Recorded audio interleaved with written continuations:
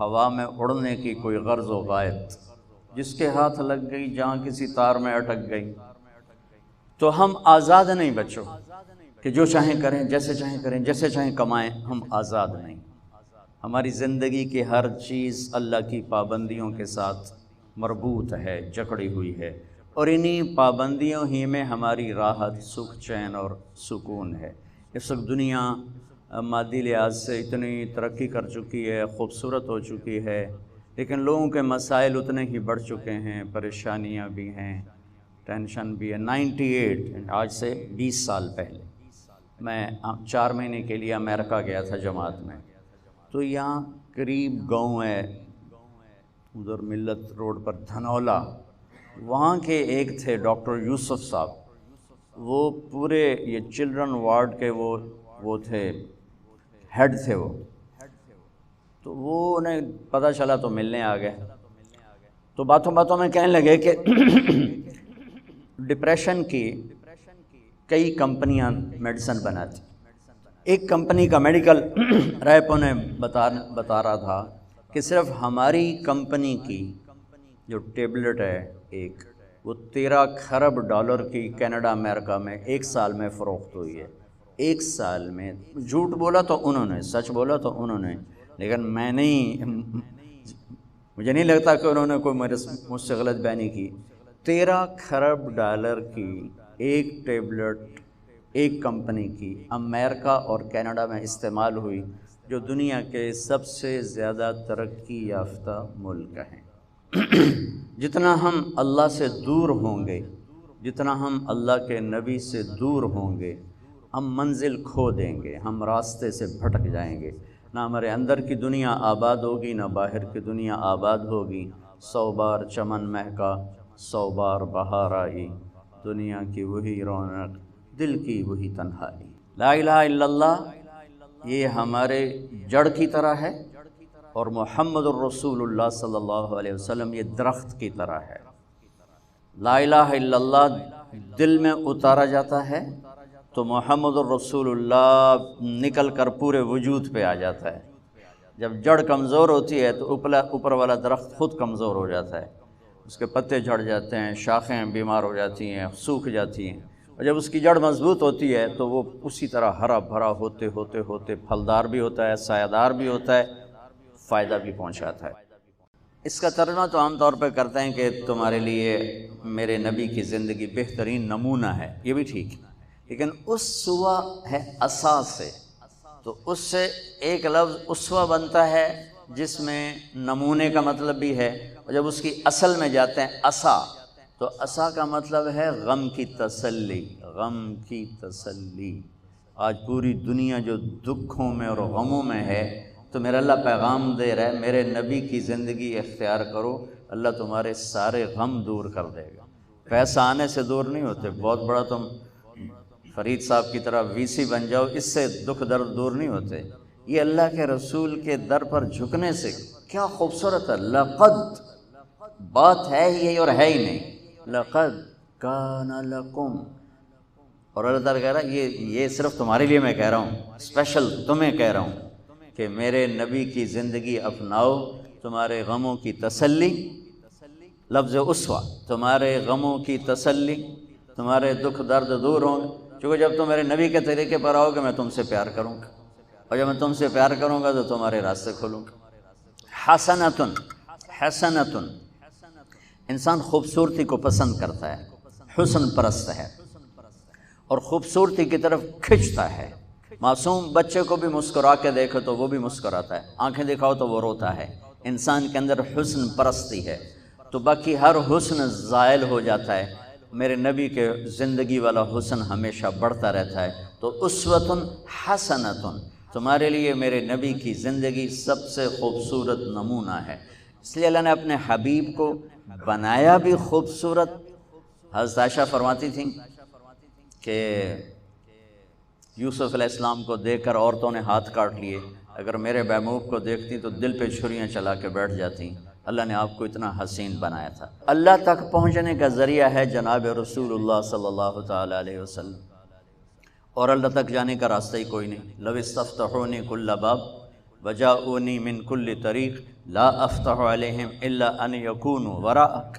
اللہ تعالیٰ نے فرمایا میرے نبی آپ اعلان کریں، یہ حدیث قدسی ہے کہ آپ کے بعد اب مجھ تک آنے کا ہر راستہ بند ہے، ہر دروازہ بند ہے، کوئی آپ کے رب کے پاس نہیں پہنچ سکتا جب تک آپ کے پیچھے نہ آئے۔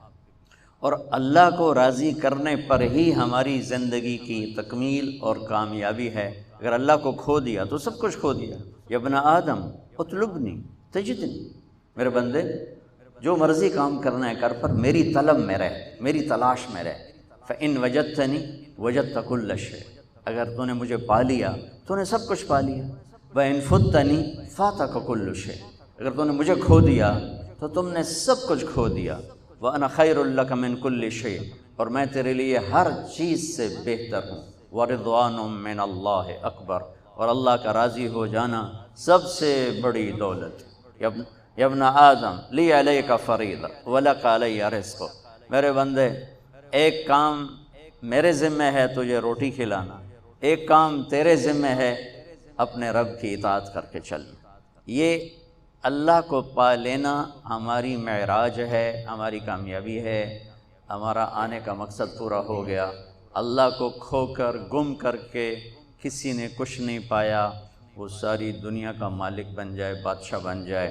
سکندر اعظم نے بابل میں جب موت نے جھٹکا دیا تو ایک آہ بھری اور کہا کوئی ہے جو مجھ سے میری ساری حکومت لے لے اور مجھے اتنے دن مہلت دے دے کہ میں مقدونیہ جا کے مرنا چاہتا ہوں۔ اور ساری دنیا کو فتح کر کے یہ حسرت لے کر بابل میں ہی مرا، اور اس کے تابوت کو اسکندریہ لے گئے، مختلف قول ہیں، وہاں جا کے دفن کیا گیا۔ تو میرے عزیزو، اپنی منزل، اپنے اس طریق زندگی میں اللہ کو اپنی منزل بناؤ، اللہ کہ یا اللہ تو مل جائے۔ یہ ہمارے نبی کی پرواز ہے۔ وہ کیسا نبی ہے جو دونوں آنکھوں سے اللہ کو دیکھ لے اور پھر صحیح سلامت دنیا میں واپس آ جائے۔ ان کی یہاں نظر کی کیا طاقت ہے، ان کے کانوں کی کیا طاقت ہے، براہ راست اللہ کا کلام سن رہے ہیں۔ موسیٰ علیہ السلام پر ایک تجلی پڑی، بے ہوش ہو کے گرے اور کتنے دن تک ہوش نہ آیا، اور یہاں تجلیات ہی تجلیات ہیں، اور التحیات للہ والصلوات والطیبات ہو رہا ہے، اور میرے رب کی طرف سے سلام آ رہا ہے، السلام علیک ایھا النبی ورحمۃ اللہ وبرکاتہ۔ اے میرے محبوب، آپ کا رب آپ کو سلام پیش کرتا ہے۔ کمال کمال اللہ۔ ازانوں میں کوئی بڑا بندہ سلام کیا سے واہ میں جناب چودھری سلام کیتا ہے، میں نے چودھری سلام کیتا جی۔ ارے بھائی کون سلام کر رہا ہے؟ اللہ اللہ اللہ سلام کر رہا ہے۔ السلام علیک ایھا النبی۔ سبحان، کیا ہم نعت خوانی کریں گے جو میرے رب نے قرآن میں اپنے نبی کی نعت خوانی کر دی۔ ہماری نعت خوانی تو ہماری اوقات کے برابر، جتنا میرا علم اتنی میری شاعری، یا جتنا میرا مطالعہ اس کے مطابق میری شاعری۔ اور اللہ اللہ جو یعلم ما یلج فی الارض وما یخرج منها وما ينزل من السماء وما يعرج فيها وهو معكم اينما كنتم ما يكون من نجوى ثلاثة الا هو رابعهم ولا خمسة الا هو سادسهم، جس کا علم کامل اکمل۔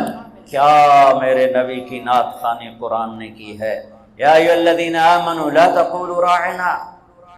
یہ میں تمہیں چند آیات سناؤں گا جس میں ساری نعت خوانی ہے، ترجمہ نہیں، صرف آیات سنیں۔ لا تقولوا راعنا، یہ پہلا پارا اللہ تعالیٰ ایمان، یا ایھا الذین آمنوا پہلی دفعہ آ رہا ہے اور نبی کے حق کو بتانے آ رہا ہے کہ میرے نبی کا ادب کرو۔ قد جاءکم من اللہ نور وکتاب مبین یا ایھا النبی انا ارسلناک شاہدا ومبشرا ونذیرا وداعیا الی اللہ باذنہ وسراجا منیرا تبارک الذی نزل الفرقان علی عبدہ لیکون للعالمین نذیرا طٰہ ما انزلنا علیک القرآن لتشقى الا تذکرۃ لمن یخشى قد نرى تقلب وجهك في السماء فلنولينك قبلة ترضاها فول وجهك شطر المسجد الحرام۔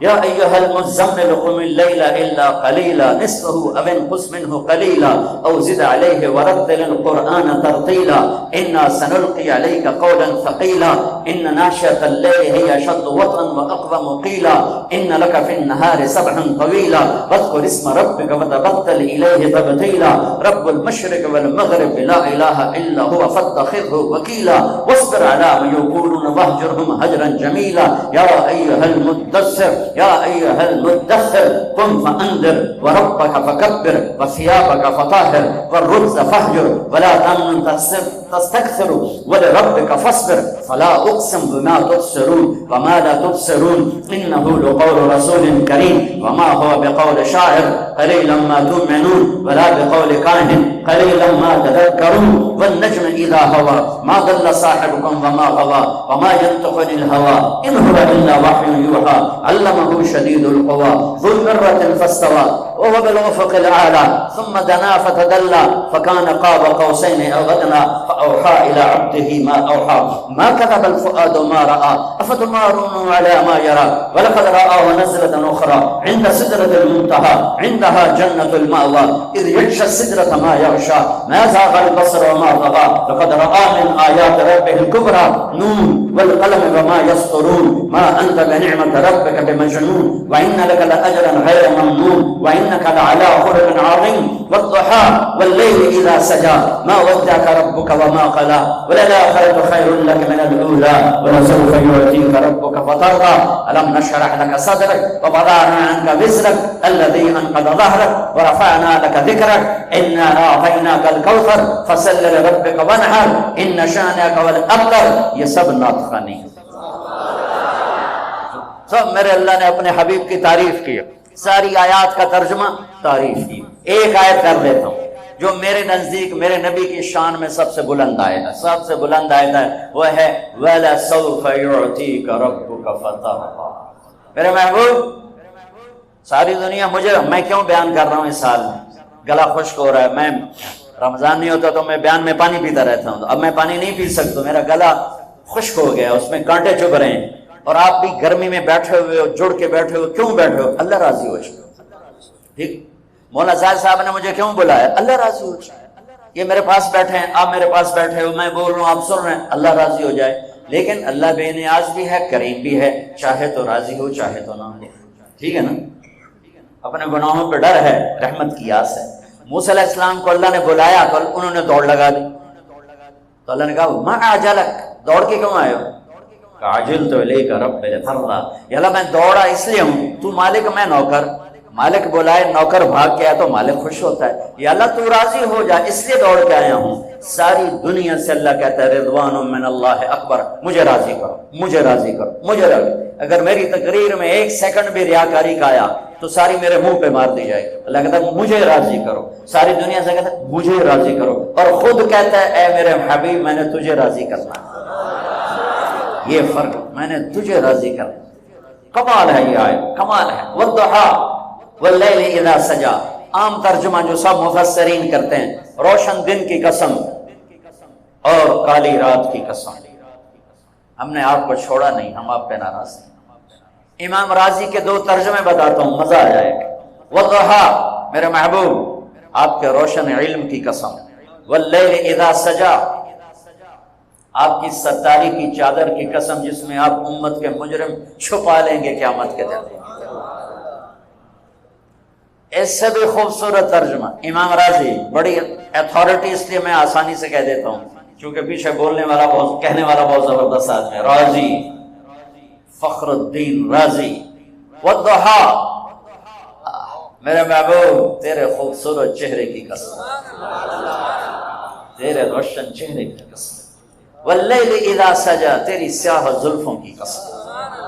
حضرت ام عائشہ فرماتی ہیں کہ یوسف علیہ السلام کو دیکھ کر عورتوں نے ہاتھ کاٹے، میرے محبوب کو دیکھتی دل چیر کے بیٹھ جاتے. آپ کپڑا سی رہی تھی، کپڑا.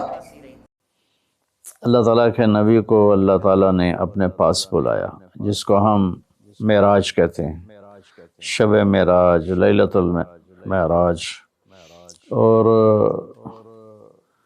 اس کے لیے اہتمام بھی کیا جاتا ہے، عبادات کا، خیرات کا. یہ اللہ تعالیٰ کی بہت بڑی قدرت میں سے ایک چھوٹا سا نمونہ تھا کہ 3 کپڑوں میں اٹھایا اور سارے خلا کے پردوں کو چاک کروا کے 7 آسمان کے دروازے کھلوا کر سدرۃ المنتہا پہ جبریل کی بھی بس ہو گئی کہ اس کے آگے اتنا بھی اوپر گیا تو جل کے راکھ ہو جاؤں گا، تو اس سے اوپر آپ تشریف لے گئے اور پھر عرش خوشی سے جھوم اٹھا، اہتز عرش الرحمن، عرش خوشی سے یوں جھوم رہا، خوشی میں انسان بے خود ہو کر جھومنے لگ جاتا ہے، تو اللہ کا عرش جھومنے لگا آپ کی آمد پر، اور پہلی ہستی ہیں جن کا قدم اللہ کے عرش پر پڑا، اور اللہ تعالیٰ اور اللہ کے محبوب کے درمیان جتنے نور کے پردے تھے اللہ نے سب ہٹا دیے، اور السلام علیک ایھا النبی ورحمۃ اللہ وبرکاتہ، اللہ تعالیٰ نے ایسا خوبصورت سلام پیش کیا۔ تو اللہ کے نبی پہ قربان جاؤں، انہوں نے اپنی امت کو بھی شریک کر لیا، السلام علینا وعلی عباد اللہ الصالحین، اللہ ہمارے اوپر بھی سلام ہو آپ کا، اور جو میری امت کے نیک لوگ ہیں ان پر بھی آپ کا سلام ہو، آپ کی رحمت ہو۔ تو معراج کا واقعہ اسباب کے خلاف ایک انتہائی عجب اللہ کی قدرت ہے، اور اس میں ایک چھوٹی سی بات عرض کروں کہ جب آدمی پس جاتا ہے نا اور کہتا ہے متى نصر اللہ، یا اللہ تیری مدد کہاں ہے، تو پھر اللہ کی طرف سے جواب آتا ہے الا ان نصر اللہ قریب، بے شک میری مدد قریب ہے، آ رہی ہے۔ یہ واقعہ طائف کے بعد پیش آیا ہے، جب آپ بے بس ہو گئے تھے، پتھر کھا کے شدید زخمی ہوئے، پھر آپ مکہ تشریف لائے تو باہر ٹھہر گئے، اندر آنے کی آپ کی سکت نہیں تھی، اور آپ نے زید ابن حارثہ کو اخنس بن شریک کے پاس بھیجا کہ مجھے پناہ دو، میں مکہ میں داخل ہونا چاہتا ہوں، تو اس نے انکار کر دیا، کہا میں نہیں پناہ دیتا۔ پھر اپنے سہیل ابن عمر کو پیغام بھیجا کہ مجھے پناہ دو، اس نے بھی انکار کر دیا۔ پھر ایک اور عرب کے سردار تھے، ان کو پیغام بھیجا، غالباً صفوان بن امیہ کو پیغام بھیجا کہ مجھے پناہ دو، تو انہوں نے بھی انکار کر دیا۔ تو پھر آپ نے مطعم بن عدی کو پیغام بھیجا، ان کے بیٹے جبیر صحابی بنے، تو مطعم بن عدی کو پیغام بھیجا تو وہ آپ نے بچوں کو لے کر باہر گیا، اور اللہ کے نبی کو اپنے بیٹوں کے ساتھ لے کر مکہ میں انٹر ہوا، حرم شریف میں آ کے اعلان کیا آج کے بعد محمد بن عبداللہ صلی اللہ علیہ وسلم میری پناہ میں ہے، انہیں کوئی ٹچ نہیں کر سکتا۔ ابو جہل نے کھڑے ہو کر کہا تم یہ اس کا کلمہ پڑھ کے کہہ رہے ہو یا اپنی سرداری کے زوم پر کہہ رہے ہو، اپنی سرداری کے بلبوتے پر؟ اور کہا نہیں، میں نے اس کا کلمہ نہیں پڑھا، جو اللہ نے مجھے سٹیٹس دیا ہے اس کی وجہ سے کہہ رہا ہوں۔ کہ پھر ٹھیک ہے، ہم ان کو کبھی ٹچ نہیں کریں گے۔ اس قدر حال سنگین ہو گیا تھا، اور کبھی آسمان کے فرشتے نہیں روئے سوائے 2 جگہ۔ ایک دفعہ جب ابراہیم علیہ السلام نے حضرت اسماعیل کو الٹا لیٹایا اور چھری ہاتھ میں اور سر کے بال ہاتھ میں اس طرح، اور یوں آسمان کو دیکھ کے کہا یا اللہ تم اس سے ناراض ہو گیا ہے کہ میرے دل میں اسماعیل کی محبت آ گئی ہے۔ اس پر آسمان کے فرشتے زار و قطار روئے تھے۔ اور ایک جب ہمارے نبی کو پتھر پڑے اور پڑھتے پڑھتے بے ہوش ہو کے گر گئے، اس وقت 7 آسمان کے فرشتے روئے تھے۔ اور پھر ملک الجبال حاضر ہوا، یا رسول اللہ اجازت ہو تو ان کو ایسے پیس کے سرما بنا کے رکھ دوں، ان اطبق علیہم الاخشبین۔ آپ نے کہا نہیں، لعل اللہ ان یخرج من اصلابہ من یوحد اللہ، نہیں، اللہ تعالیٰ ان کی نسل میں ایسے پیدا کرے گا جو اللہ کی توحید کو ماننے والے ہوں گے۔ اس تکلیف کے بعد یہ سفر ہوا کہ 27 رجب کو جبرائیل آئے، آسمان سج چکے ہیں، اور ہماری یعنی زبان میں یا ہمارے رواج میں کہ یا رسول اللہ استقبال کے لیے قطاریں لگ گئی ہیں، آپ ان کو لے کر گئے۔ آپ ام ہانی رضی اللہ عنہ حضرت علی رضی اللہ تعالیٰ عنہ کے گھر میں تھیں، گھر میں تھے آپ، تو وہاں سے حتیم میں لے گئے، آپ کا سینہ چاک کیا، دوسرے فرشتہ وہ پانی لایا زمزم کا، اس سے آپ کے سینے کو صاف کیا، پھر دل باہر نکالا، اس کو چیرا، اس سے صاف کیا، اور پھر دوبارہ دل کو رکھ دیا، سینے کو بند کر دیا۔ اب یہ سارا کچھ اپنے ہوش میں دیکھ رہے تھے۔ پھر وہاں سے براق پہ سوار ہوئے۔ براق گدھے سے بڑا قد، خچر سے چھوٹا قد والا ایک جانور تھا، جس پر آپ کو سوار کرایا گیا، اور وہ تھوڑا مستی کرنے لگا تو جبریل بولے تو یہ پتہ ہے تیرے اوپر کون سوار ہیں؟ تو اس کے ساتھ ہی وہ ایک دم سر نیچے کر گیا، اور پھر وہاں سے پرواز کی بیت المقدس، اور وہاں آپ نے 2 نفل پڑھے اور ان کو وہیں چھوڑ دیا، اس کو براق کو وہیں چھوڑ دیا۔ وہاں سے پھر سفر شروع ہوا اللہ کی طرف۔ اس سفر کو اللہ نے یوں بیان کیا، سبحان الذی اسری بعبدہ لیلا من المسجد الحرام الى المسجد الاقصى الذی بارکنا حولہ لنریہ من آیاتنا انہ هو السمیع العلیم۔ تو اس میں اہل علم کے لیے بڑا خوبصورت نقطہ بھی میرے ذہن میں ہے کہ یہ قرآن کی پہلی صورت ہے جو سبحان مصدر سے شروع ہو رہی ہے، سبحان الذی۔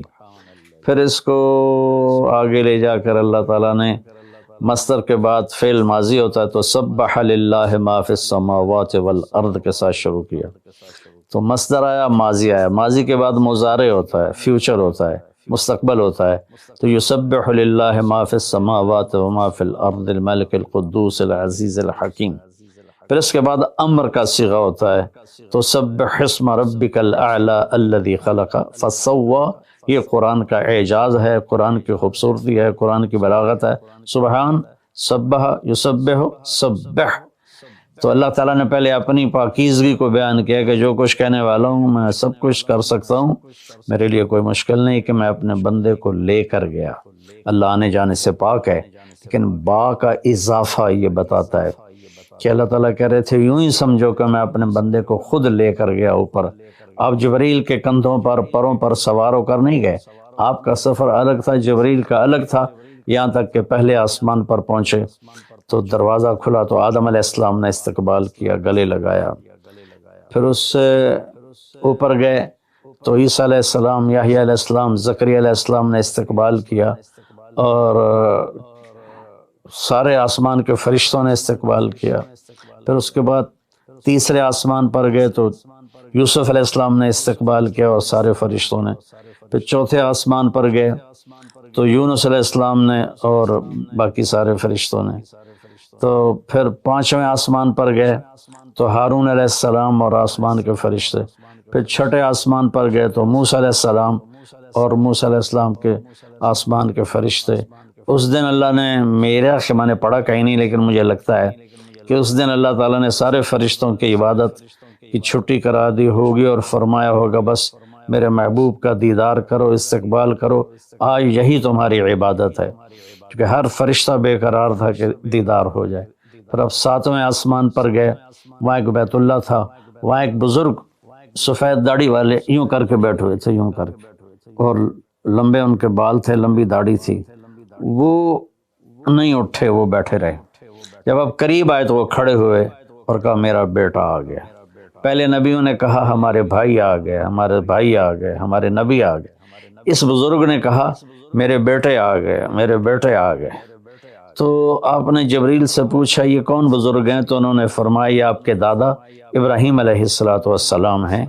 اس میں اللہ نے ہمیں سبق دیا کہ بیٹا کتنے ہی عالی مقام پہ چلا جائے، اس کے ذمہ ہے اپنے ماں باپ کا ادب کرے، ان کے پاؤں چھوئے، ان کے سامنے سر جھکا کے چلے، یہ ہواؤں میں اڑ جائے، عرش کو چیر کے اللہ تک پہنچ جائے، پھر بھی باپ کے آگے، ماں کے آگے سر جھکانا ہے۔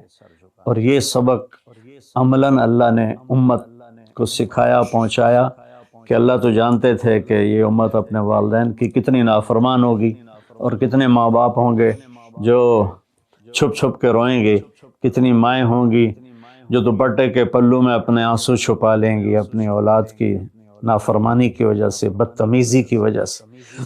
میرے نبی سے پوچھا گیا یا رسول اللہ قیامت کب آئے گی؟ تو آپ نے فرمایا اللہ کو پتہ ہے۔ کیا کوئی نشانی فرما دیں؟ ارشاد فرما دیں کہ جب مائیں بیٹیوں کے ہاتھوں ذلیل ہوں گی تو قیامت آئے گی، یعنی بیٹے تو کرتے ہی رہتے ہیں، اگر بیٹیاں بھی ماں کو ذلیل کریں گی تو قیامت آ جائے گی۔ تو یہ اتنا بڑا مقدس رشتہ ہے۔ آپ نے فرمایا جس نے اپنے والدین کو دکھ دیا اس پہ اللہ کی لعنت، زمین آسمان کی لعنت، فرشتوں کی لعنت، نہ اس کی نماز قبول ہے، نہ روزہ، نہ صدقہ۔ اور دوسری طرف آپ نے فرمایا جو صبح صبح ماں باپ کی زیارت کر لے تو صبح سے شام تک جنت کے 2 دروازے اس کے لیے کھل جاتے ہیں، نہ حال پوچھا نہ خدمت کی، صرف آ کے زیارت کی محبت کی وجہ سے، شام کو آ کے ان کی زیارت کی تو صبح تک جنت کے 2 دروازے اس کے لیے کھلے رہیں گے۔ پھر ان میں کوئی ایک فوت ہو جاتا ہے اور یہ اس ایک کی بھی ایسے زیادہ کرتا ہے، زیارت کرتا ہے، ایک دروازہ کھلا رہے گا۔ تو یہ اس میں ایک بہت بڑا سبق تھا ماں باپ، چونکہ پہلا قصور تو ماں باپ کا ہے کہ وہ بتاتے ہی نہیں، وہ تعلیم ہی نہیں دلاتے جس سے پتہ چلے کہ ماں باپ کا مقام کیا ہے۔ اسی میں ہماری نسل ڈپریشن کا شکار ہو گئی، تو انہیں کیا پتہ باپ کون ہوتا ہے، ماں کون ہوتی ہے۔ تو آپ وہاں سے تشریف لے گئے تو سدرۃ المنتہا، جہاں بارڈر آ جاتا ہے ان مخلوقات کا، بارڈر پر جبریل نے کہا یا رسول اللہ بس آگے میرے پاس ویزا کوئی نہیں ہے، ایک بالشت بھی اوپر جائے، ایک گٹھ بھی اوپر جاؤں گا تو جل کے راکھ ہو جاؤں گا۔ اللہ نے ایک تخت اتارا، اس سے اپنے محبوب کو بٹھایا اور وہ گئے بلندیوں کو چیرتے ہوئے، اس نے عرش پر جا کر لینڈ کیا، آپ اترے اور میرے اللہ تعالیٰ نے کہا ثم دنا فتدلی فکان قاب قوسین او ادنی۔ اللہ تعالیٰ نے اپنے محبوب کو اپنے قریب کر لیا، اتنا قریب کیا کہ فاصلے مٹ گئے، فاصلے مٹ گئے۔ تو بھائیو پھر لمبا واقعہ ہے، اور لوگ آج کل اتنا لمبا سنتے بھی نہیں ہیں، تو میں صرف جانے کا بتا دیتا ہوں۔ واپسی کا بھی پورا ایک کہانی ہے، جنت دکھائی، جہنم دکھائی، جنتی دکھائے، جہنمی دکھائے، سارا کچھ دکھایا، سود خور دکھائے، بے نمازی دکھائے، نمازی دکھائے، اپنے سب کو اپنی آنکھوں سے دیکھا، جہنم کو بھڑکتے دیکھا، جنت کو چمکتے دیکھا، جہنم کو دہکتے دیکھا اور جنت کو مہکتے دیکھا۔ یہ سب کچھ آپ نے اپنی آنکھوں سے دیکھا، اور پھر آپ واپس تشریف لائے۔ تو جب آپ پہنچے تو ابھی رات کا حصہ باقی تھا اور رات گزری نہیں تھی جب آپ اتنی بڑی کائنات کا سفر کر کے واپس تشریف لائے۔ تو اس میں ایک بڑا سبق ہے، وہ یہ ہے کہ اللہ نے اپنے نبی کا ہاتھ پکڑا اور اپنی ذات تک پہنچا دیا۔ ہم اپنا ہاتھ اللہ کے نبی کے ہاتھ میں دے دیں تو ہم بھی اللہ کی ذات تک ہماری بھی پہنچ ہو جائے گی۔ اگر کوئی بڑائی کے سفر طے کرنا چاہتا، بڑا آدمی بننا چاہتا ہے کہ میں تو جی گریٹ مین بننا چاہتا ہوں، میں کامیابی چاہتا ہوں، میں سکسیسفل لائف چاہتا ہوں، تو کامیابی ہے کہ میرا آپ کا اللہ ہم پہ راضی ہو، جب ہم مریں تو وہ ہم سے خوش ہو کر ملے، ہمیں جنت کا پروانہ دے۔ یہ ہے کامیابی، یہ نہیں کہ آپ بڑے مالدار بن گئے، آپ امریکہ کے صدر بن گئے، یہ نہیں ہے۔ کامیابی یہ ہے کہ آپ سے مجھ سے اللہ راضی ہو جائے، یہ سب سے بڑی کامیابی ہے۔ تو اللہ تعالیٰ کے نبی کے ہاتھوں میں ہاتھ دے دے تو اللہ تک پہنچائی آسان ہو جائے گی۔ ایک واقعہ سنا کے ختم کرتا ہوں۔ ایک بدو آیا، کہنے لگا ہے محمد، آپ نے کہا جی۔ آپ بدتمیزی کا جواب بدتمیزی سے نہیں پیار سے دیتے، جی تیری 3 باتیں بڑی عجیب ہیں۔ آپ نے کہا کیا؟ تو کہتا ہم باپ دادے کا دین چھوڑ کے تیرے دین پہ آ جائیں گے۔ ہم کیوں چھوڑیں باپ دادے کا دین؟ کہا اچھا اور؟ تو کہتا ہے کہ ہم مر کے مٹی ہو جائیں گے اور پھر دوبارہ زندہ کیے جائیں گے۔ کہا اچھا اور؟ تو کہتا ہے سورے عرب کو تیری امت فتح کر لے گی، ایران اور یورپ کو بھی تیری امت فتح کر لے گی۔ تو یہ کیسی بچوں والی باتیں کہا، ان کو روٹی نہیں ملتی اور یہ سنا رہا ہے ان کو کہ اس سے کیسر اور کسرا 2 بڑے بلاک تھے اس وقت۔ تو آپ نے مسکرا کے فرمایا انشاءاللہ تیری عمر لمبی ہوگی، تو دیکھے گا کہ سارا عرب و عجم میرا کلمہ پڑھے گا، پھر تو دیکھے گا کہ سارا عرب و عجم یہاں مدینہ ڈھک کے آئے گا، اور پھر تو دیکھے گا کہ اللہ تعالیٰ قیامت کے دن تجھے بھی کھڑا کرے گا، مجھے بھی کھڑا کرے گا، اور میں تیرا ہاتھ پکڑ کے تجھے یاد دلاؤں گا کہ ہو گیا یہ زندہ ہونا کہ نہیں ہوا، تو وہ کہنے لگا نہیں میں نہیں مانتا، تو چلا گیا۔ اس نے پھر ابوبکر صدیق کے دور میں دیکھا سارا عرب فتح ہو گیا، کہنے لگا پہلی بات تو پوری ہوگی، ساری قوم نے کلمہ پڑھ لیا۔ حضرت عمر کا زمانہ آیا تو کیسر اور کسریٰ پٹ گئے، تو کہنے لگا دوئی گل بھی